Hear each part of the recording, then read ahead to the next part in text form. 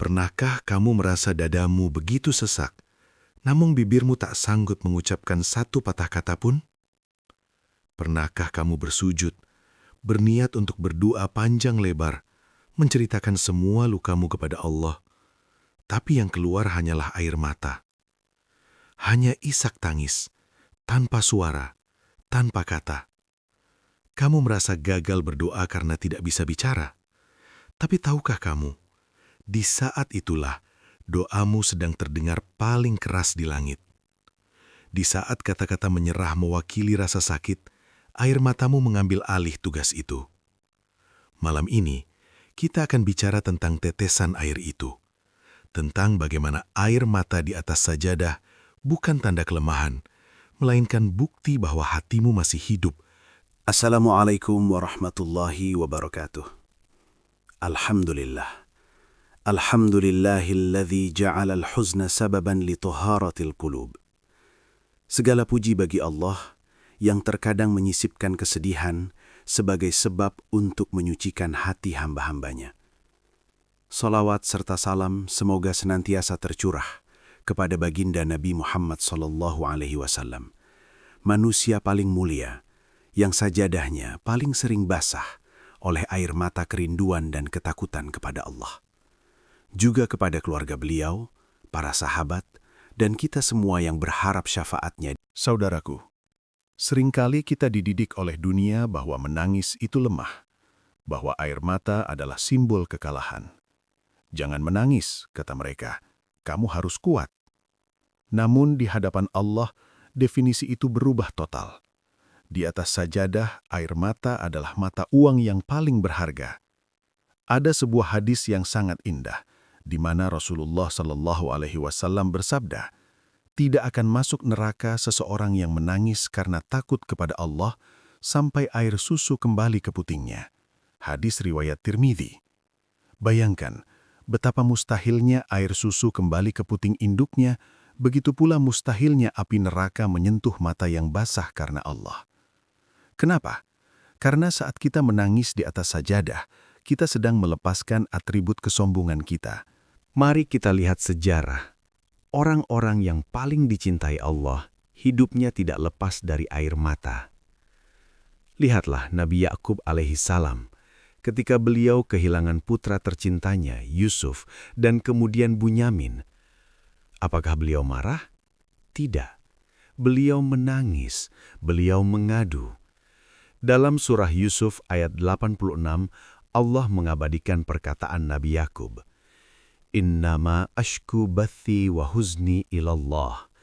Sesungguhnya hanyalah kepada Allah aku mengadukan kesusahan dan kesedihanku.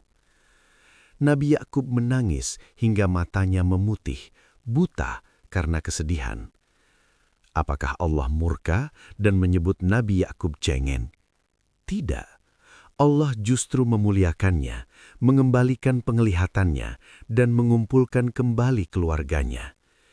Ini mengajarkan kita, boleh bersedih, boleh menangis, asalkan tumpahkan air mata itu hanya di hadapan Allah, bukan meratap kepada manusia. Lalu, lihatlah panutan kita, Rasulullah SAW. Dalam sebuah riwayat dari Abdullah bin Shikhir radhiyallahu anhu, ia berkata, aku mendatangi Rasulullah SAW sedang beliau sholat. Terdengar dari dada beliau suara gemuruh seperti air yang mendidih dalam ketel karena tangisan beliau. Bayangkan, manusia yang sudah dijamin syurga, dosanya yang lalu dan akan datang sudah diampuni. Tapi sholatnya diiringi isak tangis hingga dadanya bergemuruh. Apa yang beliau tangisi? Beliau menangisi kita, umat. Saudaraku, jangan hapus air matamu dengan terburu-buru saat sholat. Biarkan ia mengalir membasahi pipi, lalu jatuh ke tempat sujudmu. Ada rahasia psikologis dan spiritual di sini. Air mata yang jatuh karena Allah itu sifatnya mendinginkan. Di dunia, ia mendinginkan hati yang gelisah. Di akhirat, ia memadamkan api neraka. Saat kamu merasa hancur, ingatlah filosofi hujan. Tanah yang kering dan tandus tidak bisa menumbuhkan bunga. Ia butuh hujan. Begitu juga hati. Hati yang kering, keras, dan gersang sulit ditembus hidayah. Ia butuh hujan air mata taubat. Setelah hujan deras, biasanya udara menjadi bersih, langit menjadi cerah, dan pelangi muncul. Begitu pula jiwamu. Setelah puas menangis di atas sajadah, pernahkah kamu merasakan perasaan plong, perasaan ringan, seolah beban di pundak diangkat satu persatu? Itu adalah tanda bahwa Allah telah memeluk hatimu. Allah berfirman dalam hadis qudsi, "Aku berada di sisi hambaku yang hancur hatinya karena aku." Jadi, berbahagialah wahai kamu yang sedang bersedih, karena Allah sedang duduk sang. Bagaimana jika kita sulit menangis? Mungkin dosa telah menutupi hati kita seperti debu yang menebal di cermin. Berdoalah minta dilembutkan hati. Ya Allah, karuniakanlah aku mata yang bisa menangis karena takut kepadamu. Ingatlah kematian. Bayangkan ini adalah sholat terakhirmu.